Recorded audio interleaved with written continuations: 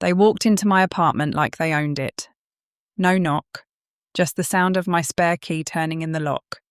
And then both of them standing in my living room on the morning of my 30th birthday, like they were arriving for a meeting they had already won. My father had that look on his face, the one I had been reading my entire life. Half smile, chin slightly raised, the expression of a man about to deliver news he has been rehearsing. My mother was holding a folder against her chest, the way you hold evidence. Her face said she had spent the drive over convincing herself she was doing the right thing. Neither of them said happy birthday. Dad set the folder on my kitchen table, tapped it once with 2 fingers and said, "Good news. We just secured your sister's business loan, thanks to you." I didn't understand for a second. Then I did. "We withdrew your savings," he continued. 2.6 million. You should be proud, Zoe. Your money just secured your sister's entire future. My mother tilted her head with that particular smile she used when she wanted cruelty to sound like wisdom. "You would have wasted it eventually anyway. You never really understood what family means." I didn't cry. I didn't raise my voice. I didn't move at all for a moment. I just looked at the 2 people who had spent 30 years teaching me that love meant sacrifice, specifically mine. And I felt something settle very quietly in my chest. Because what they had just taken wasn't my real savings. It was a trap. And they had walked straight into it. My name is Zoe. I'm 30 years old. I work in data security, which means my entire professional life is built around understanding how systems fail, how people exploit gaps they think nobody is watching, and how to build something that looks like an opening, but is actually a net. I had been building this particular net for 3 years. But before I explain that, I need to explain them. Because this story only makes sense if you understand the family I grew up inside. My parents, Gerald and Diane, were the kind of people who made an excellent impression from the outside. Generous at dinner parties, vocal about family values, the type who used the word legacy in casual conversation without any irony. From the outside, they looked like devoted parents who had worked hard and built something worth being proud of. From the inside, it looked different. My younger sister Cassidy had been the priority from the beginning, in that quiet, consistent way that doesn't announce itself loudly, but leaves marks regardless. Her mistakes were context. Mine were character flaws. Her needs were urgent. Mine were inconvenient. When she needed money, it was an investment. When I built savings, it was hoarding. I left home at 22, put myself through a postgraduate program, built a career from scratch. And somewhere in my late 20s, found myself earning more than either of my parents had at my age. I didn't broadcast it. I kept my finances quiet and my accounts organised, and my professional life entirely separate from the family drama that seemed to generate itself on a regular schedule. What I did not keep quiet was my awareness. I noticed things. It was literally my job to notice things. 3 years ago, I noticed a pattern. Small irregularities in accounts connected to family paperwork I had been asked to co-sign years earlier. Logins on a joint account I had forgotten existed. A banker my father mentioned in passing, who I later traced to transactions that made no sense on the surface. I hired a forensic accountant quietly. What she found took 2 months to fully map.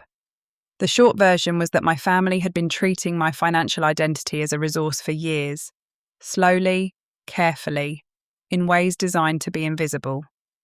So I made a decision. I didn't confront them. I didn't warn them. I did what I do professionally. I built a decoy. Same bank, same account pattern, same naming structure as my real accounts. Funded to look exactly like what they believed my savings looked like. Pre-flagged with my bank's fraud investigation unit. Documented with my lawyer. Set up so that any unauthorized transfer would trigger an automatic audit chain that would move faster than any of them could react to. Then I waited. I genuinely didn't know if they would ever actually use it. Part of me hoped they wouldn't. Part of me hoped I was wrong about all of it. They used it on my birthday. My father poured himself a drink from my cabinet. He always helped himself without asking, and started talking about legacy and family sacrifice, and how money is just a tool for building something larger than yourself. My mother sat on my sofa and talked about how Cassidy had real potential and just needed the right foundation. I poured myself a glass of wine. I said very quietly, "Happy birthday to me." They laughed. They thought I was being strange. They thought the silence before it was shock, and the words after it were some kind of surrender to the inevitable. They had 72 hours before the bank, and the federal investigators would be making phone calls. I spent those 72 hours sleeping well for the first time in months. The first call came on a Tuesday morning. My father's name on the screen, calling before 8. I answered on the third ring. "What did you do?" His voice was already tight. "The bank froze everything. There's an investigation. They're talking about wire fraud." I was standing at my kitchen window watching pigeons on the building opposite. "I got a notification too," I said. "Something about a fraud alert." "Don't play games with me, Zoe." "I'm not playing anything, Dad. Maybe they should speak to whoever authorized the transfers." My mother's voice came through in the background, high and cracking. "Zoe, fix this right now. Do you understand what you're doing to this family? Your sister is devastated." I took a sip of my coffee. "You mean the sister whose future my savings just secured?" The silence that followed was one of the most satisfying sounds I have ever heard. My father's voice came back lower, tighter. "You'll regret this. We're your family." "I know," I said. "That's why I made sure the documentation was thorough, so the full picture of what family did here is completely clear." They both started talking at once, panic bleeding through every word. I listened for about 10 seconds. Then I hung up, opened my laptop, and sent one message to my lawyer. "They accessed the flagged account. Proceed." Her response came back in under a minute. "Already moving. Let the investigators do their job. Stay calm and stay quiet." I spent that afternoon working on a client proposal for my own company. The startup my parents had told me 3 separate times would never go anywhere. My phone buzzed continuously for the next 4 hours. I turned the screen face down and kept working. My mother arrived at my apartment the following morning without calling. I heard the knocking from the other end of my hallway. Not knocking, really. More like the sound of someone who has run out of other options. When I opened the door, she came inside without being invited, the way she always had. But everything else about her was different. Her hair wasn't done. Her hands were shaking slightly. The practiced composure she had carried into my apartment 2 days earlier was completely gone. "You have to stop this," she said, pacing. "Investigators came to the house yesterday. They asked about foreign accounts, about wire transfers. Your father could barely speak." I leaned against the kitchen counter and said nothing. "We raised you," she said, turning to face me, eyes filling. "Everything we ever did was for your future, for this family."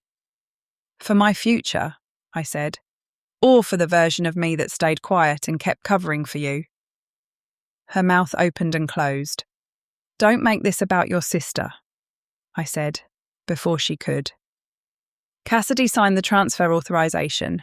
I have the document. I also have records of the shell company registered last month with Dad's name attached, the fake invoices going back 14 months, and the call logs to your banking contact. I do data security for a living, Mum. You handed me a trail and expected me not to follow it." She sat down on my sofa like someone had removed her bones. "You knew all of it." "I knew all of it," I confirmed. "I just waited until there was enough of it to matter." "We could lose everything," she whispered. I looked at her steadily. "You made that choice the moment you decided I was a resource instead of a person."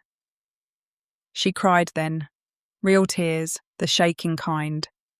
And I stood there and felt, not nothing, but not guilt either. For the first time in my adult life, The weight in that room wasn't mine to carry. I let her cry.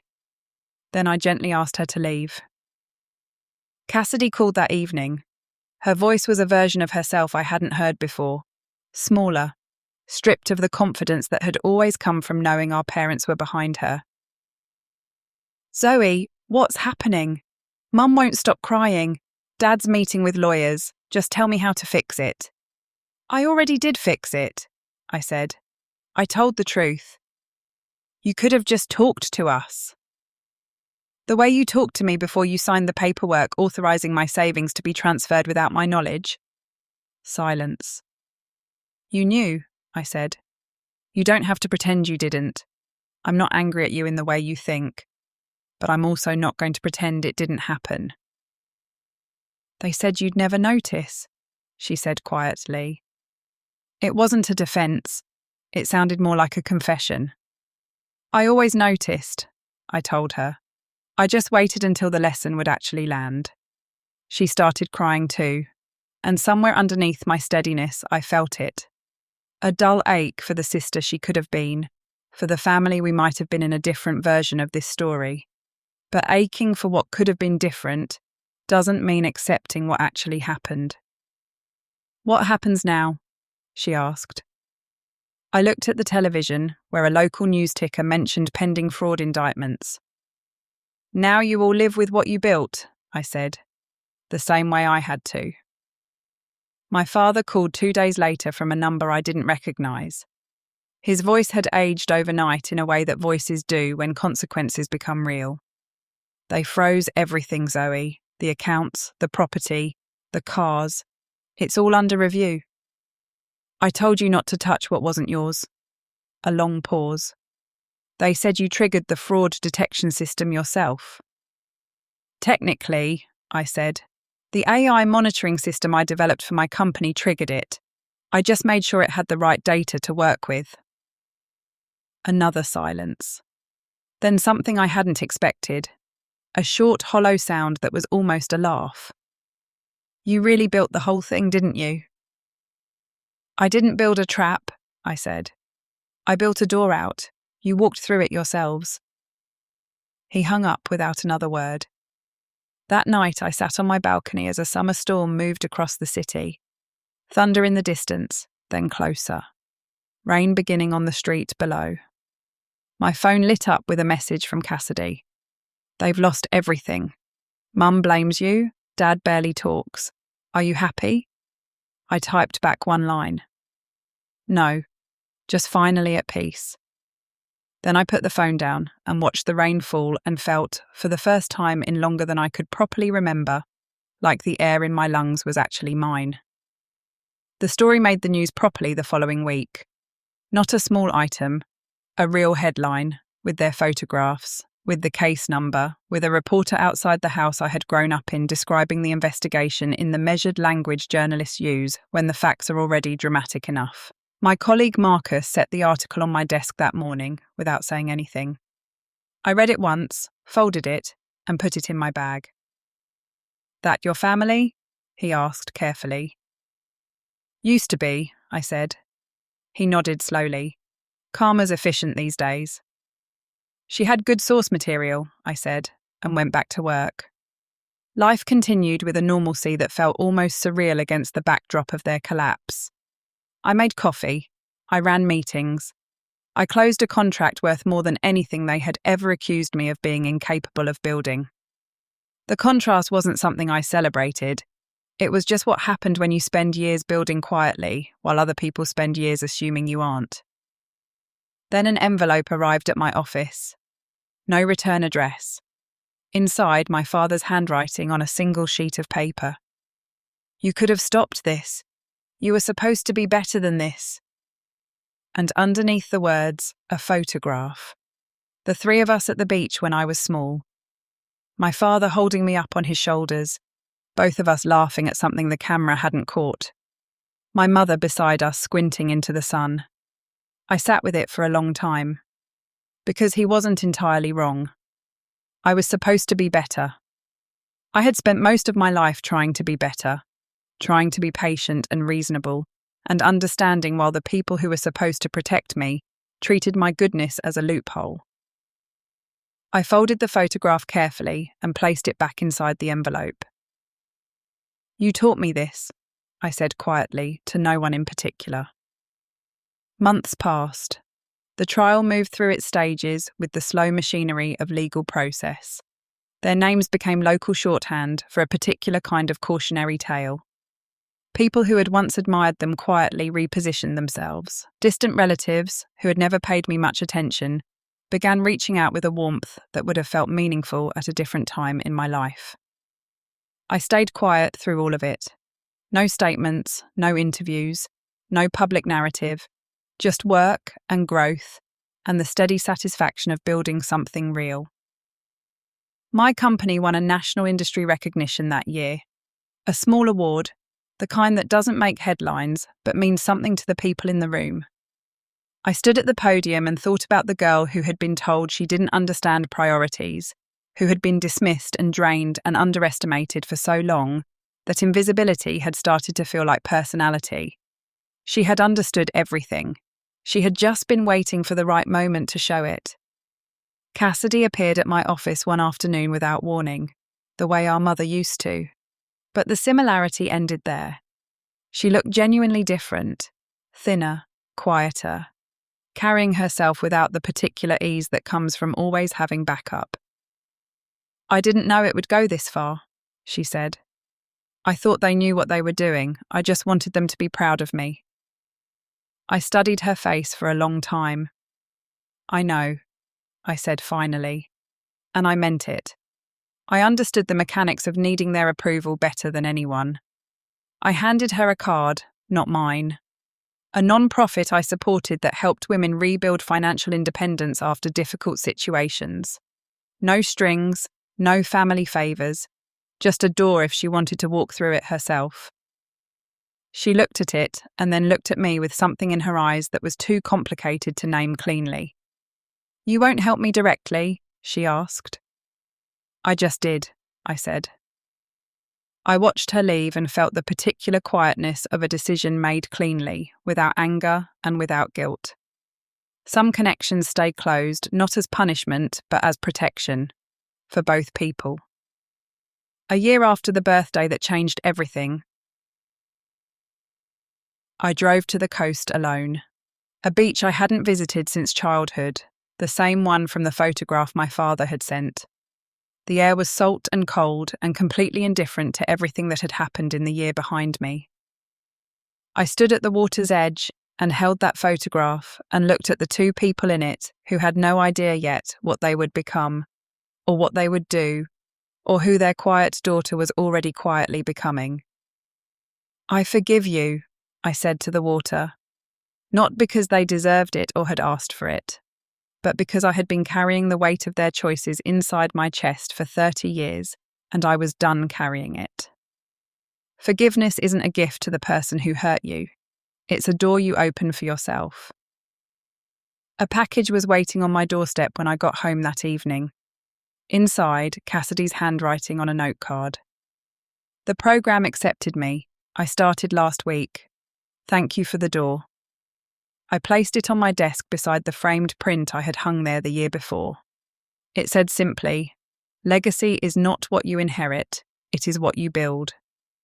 My phone lit up with an email from a national publication wanting to feature my story. The subject line used the word triumph.